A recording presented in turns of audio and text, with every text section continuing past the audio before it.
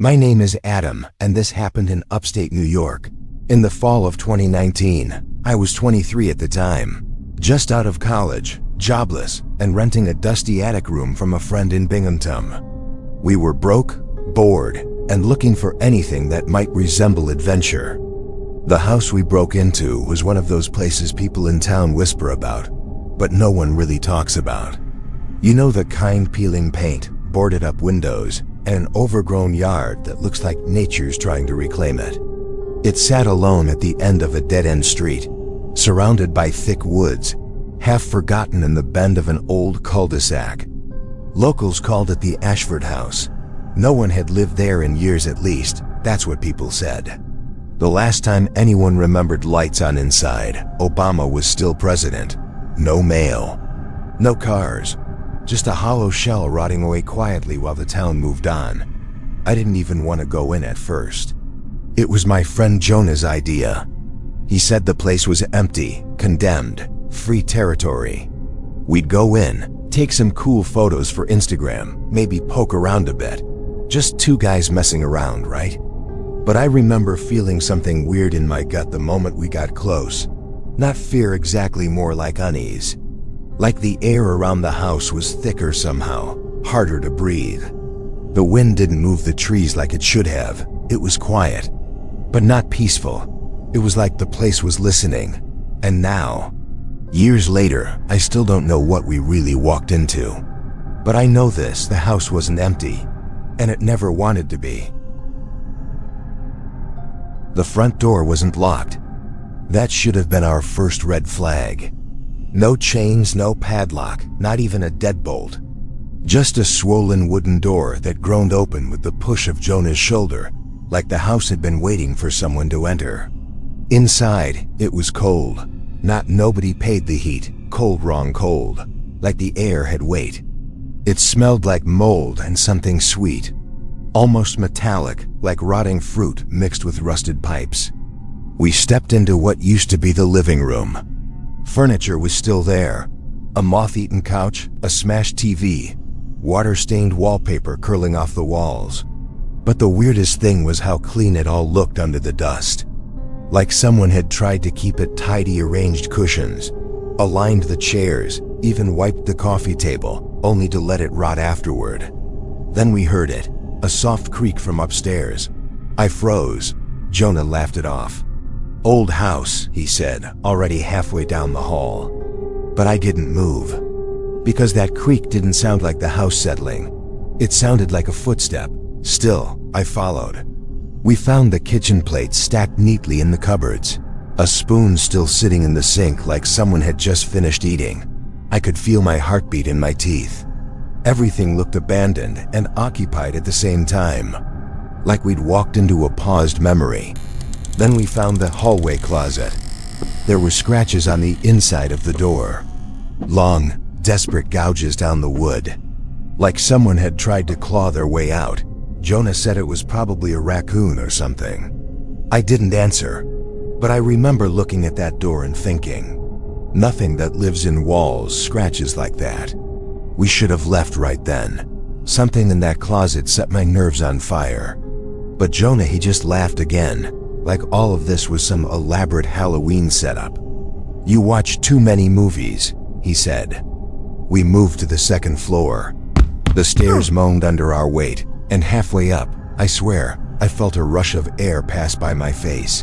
Not a breeze. A whoosh, like something had just passed me on the stairs, but nothing was there. At the top, the hallway stretched out like a spine, crooked and sagging. Most of the doors were closed, except one on the left, just slightly open. No lights, no sound. But the space beyond that door was darker than the rest. Thick, like a shadow that had settled and never moved again. Jonah went straight for it, pushing the door open fully. I stood back, half expecting something to leap out. But there was nothing, just a bedroom. The mattress was bare, yellowed and sunken in the middle. No sheets. The walls were covered in hundreds of tiny holes, like someone had nailed things to them and ripped them all down in a hurry. But the thing that chilled me? There was a chair, not just any chair, a rocking chair. And it was moving. Slow and deliberate, as if someone had just stood up from it a moment before. Jonah walked toward it. I hissed, "Don't." He paused, hand outstretched. And then it stopped. The chair just stopped. We stood there, breath held. Then the bedroom door slammed shut behind us. We both jumped. Jonah spun around. What the hell? And that's when we heard it again. Footsteps in the attic. The footsteps didn't walk like a person. They were slow, then suddenly fast, then nothing at all. Sometimes it sounded like something crawling. Jonah whispered, "Maybe a raccoon?" But I could hear it flesh on wood. Slaps, not taps, like bare feet or palms dragging across the floor above us. Then another noise, not from above this time. From the closet in the bedroom. It started soft, like someone breathing. Then came the scratching, not frantic like before, rhythmic. Back and forth, measured, intentional. I grabbed Jonah's arm. We're leaving, now. We ran for the door, but it wouldn't open. The knob turned, but nothing. The wood groaned, but held. Jonah kicked it, nothing. He tried the window, it wouldn't budge. That's when we heard the laughter. Not loud, not playful, it was low. Like someone laughing just for themselves. A man, or something that used to be a man. From somewhere in the walls, I backed away. My heart was pounding so hard I felt dizzy.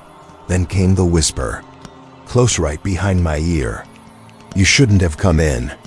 I turned so fast I fell backward, but there was no one there.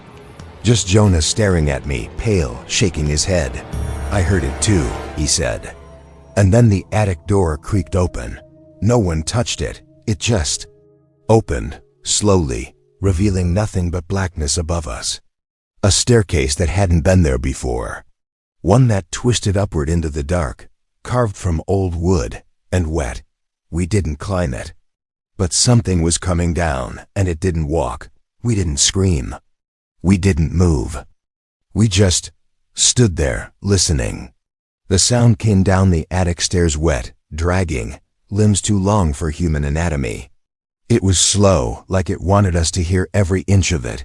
Wood creaked. Something dripped. And the moment I thought it might show itself, everything stopped. No sound, no breath. Even the house seemed to go still, and then the bedroom door just opened by itself, as if inviting us to go, or warning us to leave now. We didn't wait. We ran, out the door, down the stairs, through the living room, nearly tearing the front door off its hinges. The second our feet hit the yard, we could breathe again. It was like crossing some invisible barrier. We didn't look back. Not once. For weeks we didn't talk about it. Jonah tried pretending it didn't happen, said the house was just messing with us, old plumbing and drafts. But I know what I felt, what I heard, what almost touched me.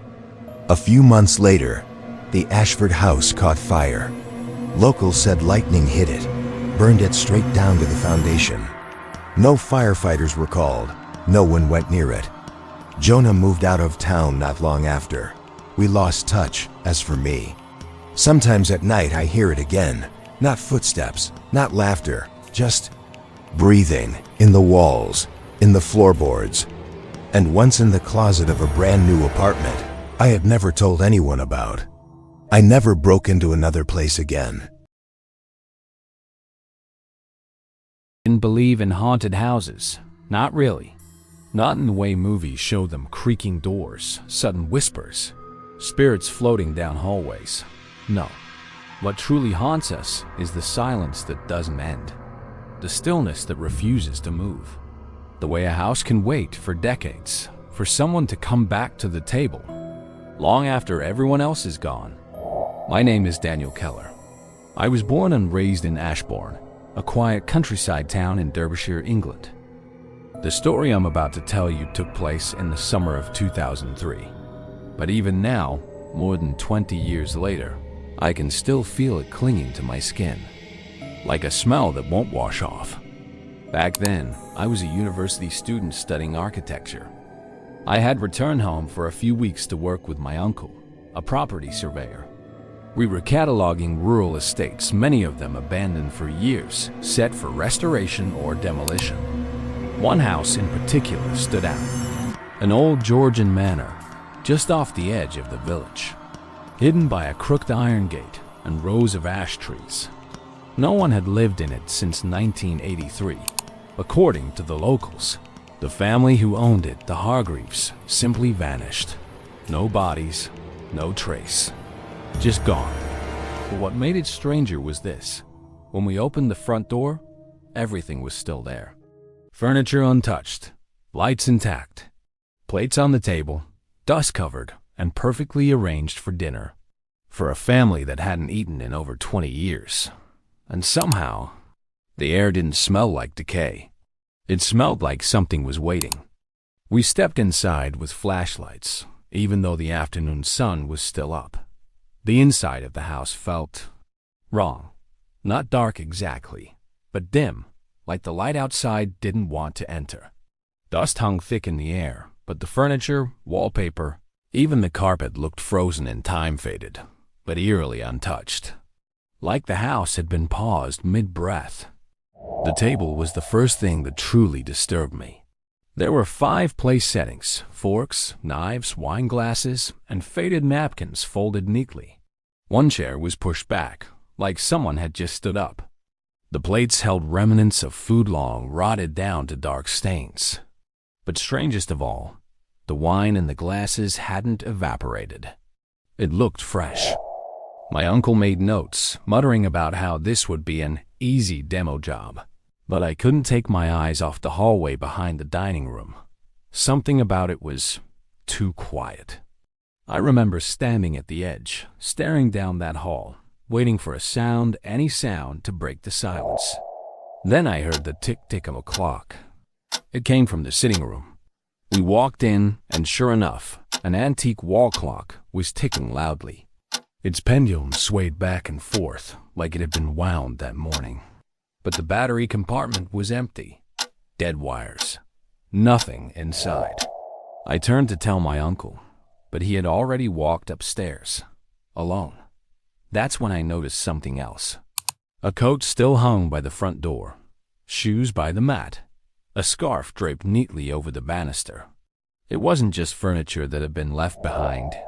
It was as if the people themselves had simply vanished mid-movement, and the house hadn't noticed. I called out to my uncle from the bottom of the stairs, but he didn't respond. No footsteps above, no creaking floorboards, just silence thick, unnatural. I hesitated, then slowly climbed the stairs, each step groaning louder than the last. The second floor was colder. Still air, no movement, no sound. And then I noticed the hallway was lined with closed doors. But one of them was cracked open, just barely. I walked toward it, and as I passed each door, I swear I heard faint murmurs. Not words, just breath. Not wind, just the soft echo of presence. I reached the open room, my flashlight flickering even though the batteries were new. The room was a child's bedroom, small, preserved, toys neatly arranged. A porcelain doll sat at the end of the bed, staring at the door like it had been waiting for me to enter. Then, the temperature dropped. Not just cold ice cold. I could see my breath. And behind me, the hallway grew darker. My flashlight dimmed again. I turned quickly, and that's when I saw it. The scarf from the banister. It was now hanging on the doorknob of the room across the hall, and the bedroom door behind me creaked shut on its own. I ran back down the stairs, heart pounding, breath short. But my uncle was gone, not upstairs, not outside. His clipboard still sat on the windowsill, and the front door was closed but unlocked. No footprints in the dust, no tire marks in the gravel outside. It was as if he had been erased from the house. I stood there, paralyzed. And then I heard it, the unmistakable sound of silverware clinking, coming from the dining room as if dinner was being served. I backed away from the dining room, The sound of cutlery still gently clinking steady, like someone was calmly eating a meal. But there was no one there. Just those same dusty plates and wine glasses. The chair that had been pushed out earlier was now tucked neatly in. I whispered my uncle's name again, this time with desperation. Still nothing. And then, from upstairs, I heard a child laugh, soft, echoing. It didn't belong to this time. I froze. Something brushed past me. Not wind, something colder, more deliberate. My flashlight went out completely. I was now standing in near darkness, except for the soft glow from the windows. Then the front door slammed shut behind me. Hard. It echoed like a gunshot. And in that moment, I realized I was no longer alone. The hallway shifted. I don't know how else to explain it. The walls seemed to pulse, to breathe. The air grew heavier with every breath I took, like the house itself was watching me, listening. I stumbled into the kitchen, looking for something, anything to defend myself. There, sitting on the counter, was a rotting birthday cake, candles melted into the icing. And beside it, a photograph. 5 people around that same dining table, all smiling. My uncle was in the photo.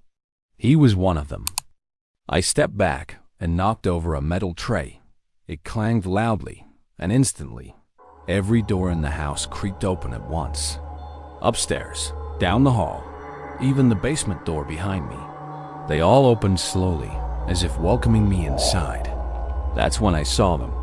5 shadowy figures standing at the end of the hallway. Not walking, not floating. I didn't scream.